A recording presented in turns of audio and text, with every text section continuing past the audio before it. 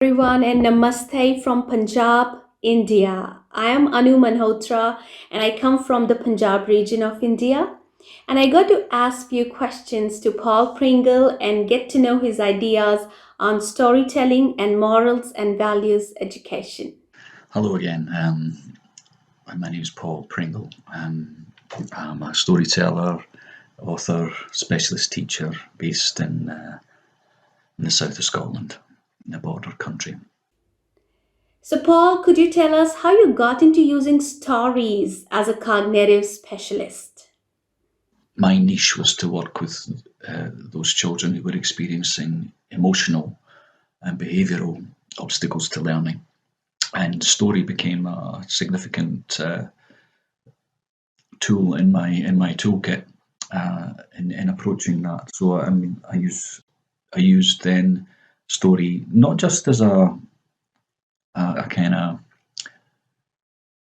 to develop a moral, um, but to actually target and develop and build the underlying thinking skills necessary for academic learning, but also for emotional regulation, for managing strong and difficult emotions.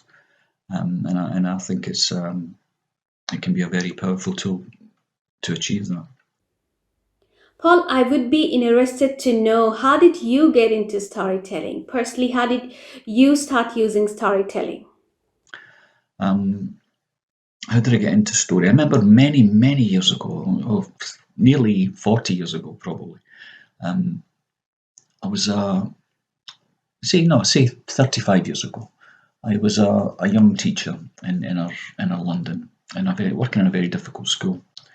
And one day, an event had been organised, and a storyteller, an Irish storyteller by the name of Eddie Lenahan, who has since gone on to really establish himself as a very important figure in Irish storytelling. He came in to do a storytelling event in the school, and I can remember being just mesmerised. He was fantastic, and I thought there's something very important about this. In your culture, Paul, how is storytelling being used? In Edinburgh, in central Edinburgh, in the Royal Mile, there is the National Storytelling Centre, and the very fact that that place exists is cause for celebration, in my view. You wanted to share a key moment in your history as a storyteller? I have to say, one of the pivotal events for me was when my own daughter was very young, maybe 2 years old, and I used to tell her stories all the time. She loved stories. She loved to be read stories out of books, but she loved more than anything to be told a story. And I remember one evening putting her to bed, and it had been a really long day, and I'd been working. I was really tired, and as she always did, she asked for a story, and I just couldn't kind of think up another story on the spot. So I reached out for a book, and she got so cross, so angry with me, and she shook her head and said, "No, no, no, no, no, no, no." And she struggled to find the words to express what she was trying to say. And she said, "No, no, no, no, no. I don't want a story from a book. I don't want a story from a book. I want a story from," and as I say, she struggled and struggled to find the words to say what she meant. She said, "I don't want a story from a book. I want a story from your tummy." And it really made me smile, and I thought it was such a beautiful thing. But also, it struck me that as far as this little child was concerned, these stories came from inside me, from my tummy, a visceral thing. And stories from books are very important. They really encourage the development of literacy. They're a wonderful thing. But there's something about the telling of a story, unfiltered through a book, with eye contact, that intimacy of relationship, in the telling of a story, which is so powerful. And that was a real pivotal moment for me. Paul, what are you doing with storytelling now? Yeah, so I try. What I do is I've kind of combined my background in cognitive education and the development of thinking skills with story.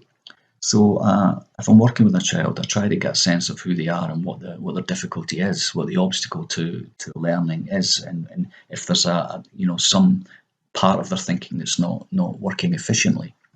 And I do that informally, but also do it sometimes through more formal assessment materials.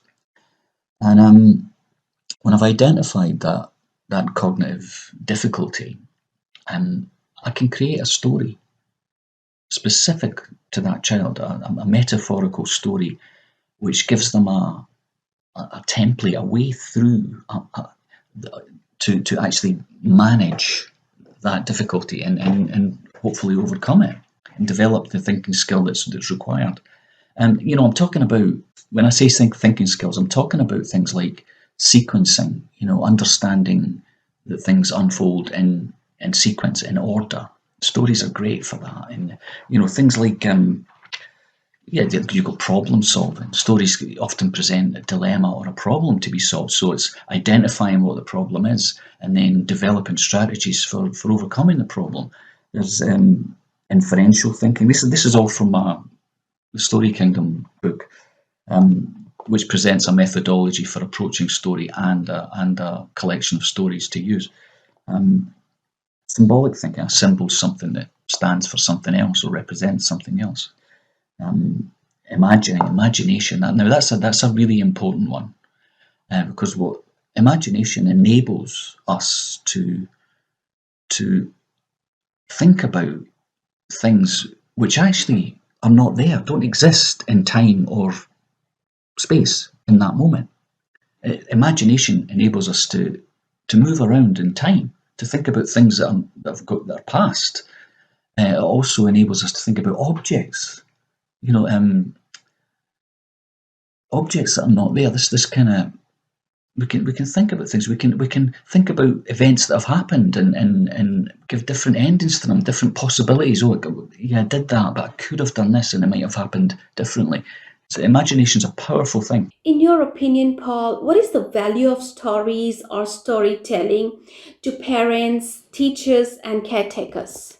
We live in a world that bombards us with messages, um, oversimplified messages often, and there's a real barrage of stories, not all of them useful, not all of them helpful.